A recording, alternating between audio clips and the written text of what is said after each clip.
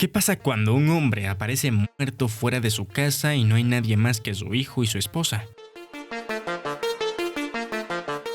Sandra, una escritora sumamente reconocida, está en medio de una reunión con una estudiante de literatura, cuando su esposo Samuel, un escritor que por el contrario no ha tenido éxito, pone música a todo volumen para enojarla. Sandra pone fin a la entrevista y sube a su dormitorio donde ve a Daniel, su hijo de 11 años, salir a dar un paseo. Todo parece ser un día normal y ordinario hasta que Daniel vuelve a casa y se encuentra con su padre tirado en el suelo en medio de un charco de sangre. Daniel no tarda en gritar a su madre, quien al llegar de inmediato llama a la ambulancia. El forense no puede determinar si la lesión fue consecuencia de una colisión o de un golpe, por lo que no pueden descartar la participación de terceros. Esto da inicio a una investigación, por lo que Sandra llama a un viejo amigo y abogado llamado Vincent y le cuenta todo lo que pasó. Después de que la estudiante se fuera, Samuel bajó a verla a su habitación, hablaron un poco de lo que iban a hacer ese día y luego él volvió al ático mientras ella trabajaba en la cama con su ordenador. Al finalizar unas traducciones, se puso unos tapones para no escuchar la música y se quedó dormida. Una hora después escuchó gritar a Daniel. La música seguía sonando y corrió escaleras abajo donde encontró a Samuel. Al llegar la ambulancia, la ventana del ático estaba abierta. Además, Sandra tiene un moretón en su brazo que podría parecer el resultado de una pelea o una lucha, pero ella explica que sucedió en la cocina donde suele golpearse el brazo todo el tiempo. Una caída accidental será difícil de defender dada la altura del alféizar, por eso hay una investigación y Sandra es la principal sospechosa, por lo que Vincent piensa que su mejor defensa en caso de que la acusen será que Samuel se suicidó. Sandra no cree que lo haya hecho estando tan cerca de Daniel, ella piensa que se cayó, pero Vincent le explica que nadie se lo va a creer. En los días siguientes Daniel lo lleva muy mal, ni siquiera tiene ánimos de levantarse ni de vestirse, lo único que quiere es pasar todo el día en la cama. Tiempo después Sandra le cuenta a Vincent que 6 meses atrás encontró a Samuel borracho en el suelo, había vomitado y notó unas manchas blancas, por lo que se preguntó si serían pastillas. Samuel no quiso hablar de ello. Sandra piensa que podría haber sido un intento de suicidio. Sin embargo, el hecho de que no haya ningún otro testigo más que ella no ayuda de mucho. Daniel es interrogado y les cuenta que el día del incidente, antes de salir a dar un paseo, escuchó a sus padres, aunque no cree que fuera una pelea. Pero el interrogador no está seguro de que podría haberlos escuchado 2 pisos más arriba con la música a todo volumen, a lo que Daniel responde que estaba justo debajo de la ventana abierta. Está seguro porque cuando se mudaron, su padre puso cinta con diferentes texturas en todas partes para que pudiera orientarse. Aunque ahora no las necesita, todavía las toca. Cada una de ellas se siente diferente y no se equivocaría, por lo que está seguro de que estaba debajo de la ventana. Se realiza una recreación con el objetivo de determinar un volumen creíble. Durante la prueba se dan cuenta de que si los padres hablaron de forma tranquila, él no los habría escuchado estando afuera. No es hasta que ellos gritan que Daniel los escucha. Para finalizar, lo intentan una vez más, solo que con Daniel estando dentro, y ahí sí logra escucharlos. En ese momento él admite haber cometido un error y menciona que fue la cinta de adentro la que tocó. La tarde es dura y Daniel está enfadado consigo mismo, pues estaba seguro de haber estado afuera. Sandra es acusada, pues la investigación reveló elementos que justifican esa decisión. El análisis de las salpicaduras de sangre de Samuel halladas en el domicilio indican que pudo haber recibido un golpe contundente en la cabeza cuando se encontraba en el balcón de la segunda planta. Además, se descubrió un archivo en una memoria USB perteneciente a Samuel que contiene una grabación del audio de la pareja realizada el día antes de su muerte.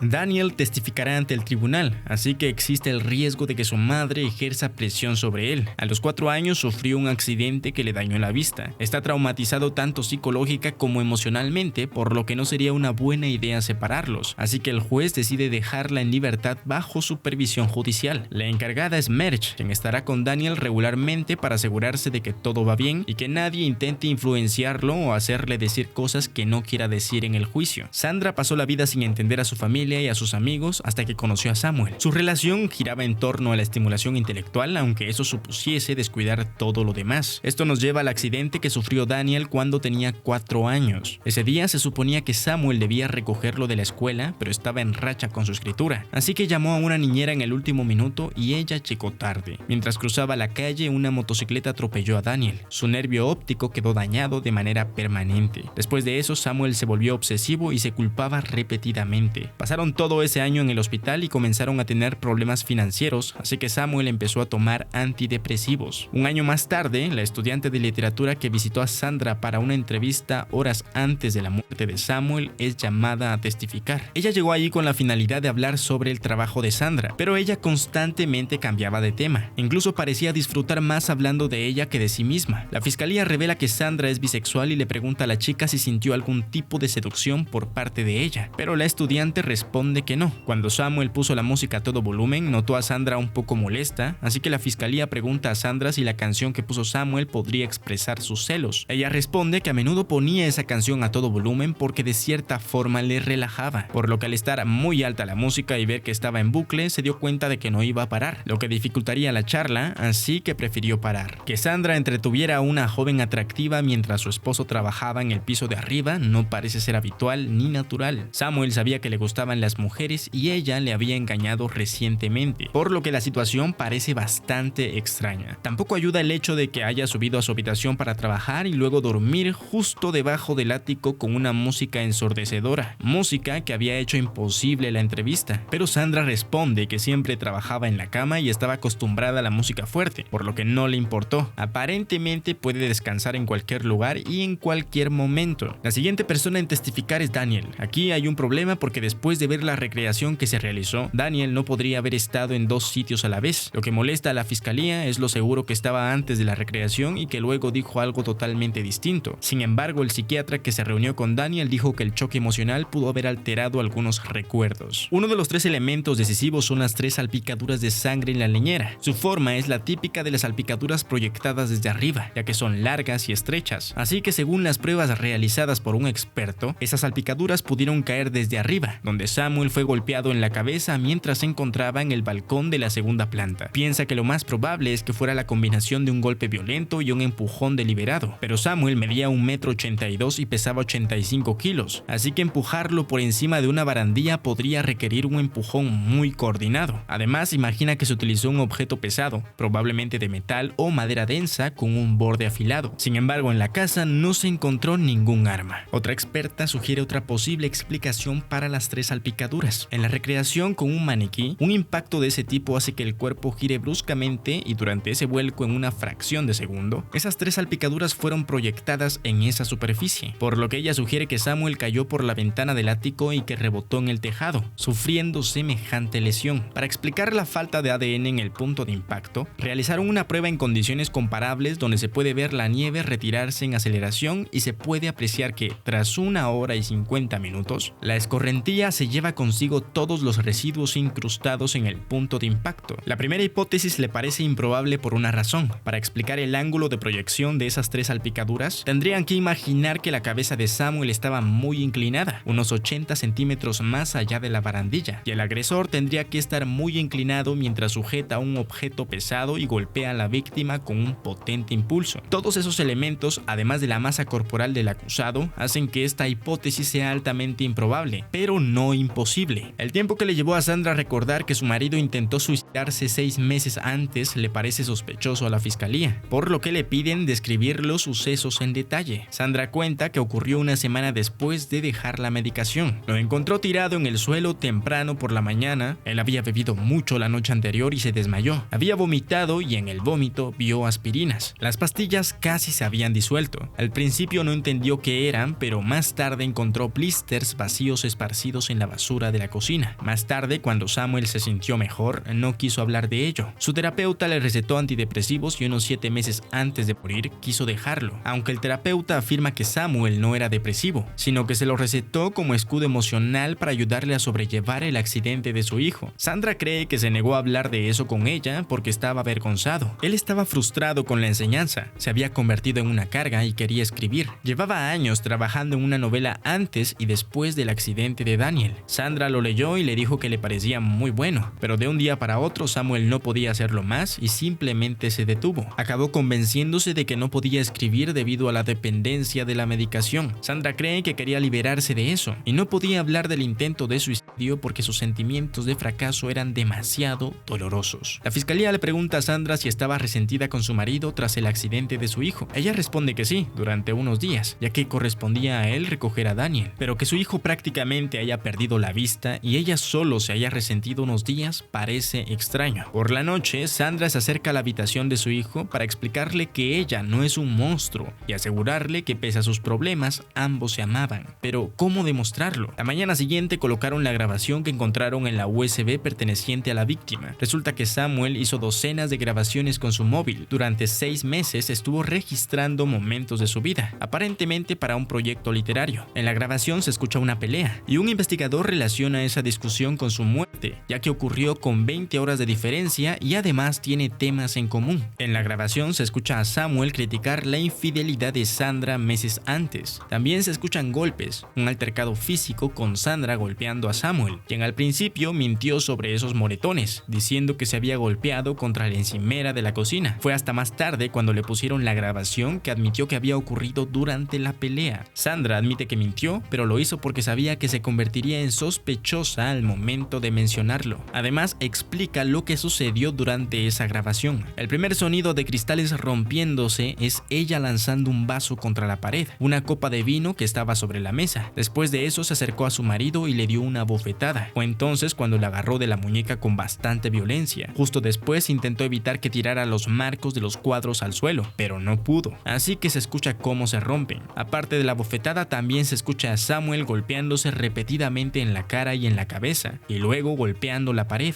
aunque no es la primera vez que lo hace. Sandra menciona que hace años se rompió un dedo golpeando la pared durante un episodio, e incluso tienen fotografías de abolladuras en la pared y la radiografía de su dedo fracturado. Sandra tuvo algunas aventuras el año del accidente de Daniel, aunque Samuel lo sabía porque ella se lo dijo, pero el año en que murió las cosas eran diferentes. Ella sentía que le haría demasiado daño si se lo confesaba, así que decidió ocultarlo. Además, las relaciones que Sandra llevaba solo eran sexuales, mientras que la persona por la que ella sentía algo era Samuel. Por eso, a veces cuando peleaban sacaba el tema, pero no pensaba en ello todo el tiempo. Por otra parte, durante la discusión, Samuel menciona que su obra fue saqueada por Sandra. Ella responde que en el libro que abandonó había un pasaje interesante de unas 27 páginas. A Sandra le encantó y se lo dijo a Samuel, pero poco después de que él abandonó completamente el libro, le preguntó si podía utilizar la idea y él dijo que sí. Todo lo que Sandra tomó fue esa idea, mientras que sus personajes son una mujer y su hija y desarrolla la historia a lo largo de 300 páginas. La fiscalía menciona que en el audio se escucha a Samuel discutir enérgicamente. Se escucha a un hombre decidido a recuperar el control de su vida y que de ninguna manera habría decidido rendirse. Incluso su psiquiatra dijo que estuvo combativo en sus últimas sesiones. Y la pregunta es, ¿te suicidas después de luchar con tanta fiereza y energía? Samuel envió sus transcripciones a un amigo editor que tenía previsto publicar. Sin embargo, el editor nunca respondió. Entonces Vincent menciona que es de imaginar que su amigo debe haber herido la ya baja autoestima de Samuel. El accidente de su hijo, su novela abandonada y su mujer publicando libro tras libro lo llevan a dejar los antidepresivos y empezar a grabar su vida, embarcándose en una especie de autoficción, quizá inspirada en el método de Sandra. Vincent dice que en la grabación escuchan la energía de la desesperación, el último empujón antes de rendirse, y que en sus últimos días Samuel no se enfrentaba a una guerra en su matrimonio, sino a sus propios fracasos, y que Sandra solo es culpable de triunfar donde su marido fracasó. Antes de levantar la sesión, la jueza ha decidido llamar a Daniel para que vuelva al estrado el día lunes, ya que al parecer tiene nueva información de interés. Como Daniel vive con su madre, Marge se quedará con él todo el fin de semana, ya que nadie puede preguntarle sobre su testimonio. Durante el juicio, Daniel ha tenido que escuchar cómo su padre era un fracasado, cómo se acusa a su madre de haber matado a su padre y las infidelidades por parte de ella. Al llegar a casa le dice a Marge que quiere estar solo. Aunque la casa es grande y podrían encontrar otras soluciones, Daniel le dice que quiere estar solo ese fin de semana. Por la mañana, Snoop, su perro, se encuentra mal y Daniel grita pidiendo ayuda. Al llegar Marge, este le explica que le dio alrededor de 10 aspirinas. Antes de que explique por qué lo hizo, hacen vomitar al pobre perro con agua salada. Cuando Snoop se encuentra mejor, Daniel le explica a Marge que nunca había oído hablar del intento de suicidio de su padre, pero cuando su madre habló de ello, recordó algo de esa época. Una mañana, Snoop estaba tirado en el suelo de su habitación, no se movía y olía a vómito. Daniel supuso que había vomitado,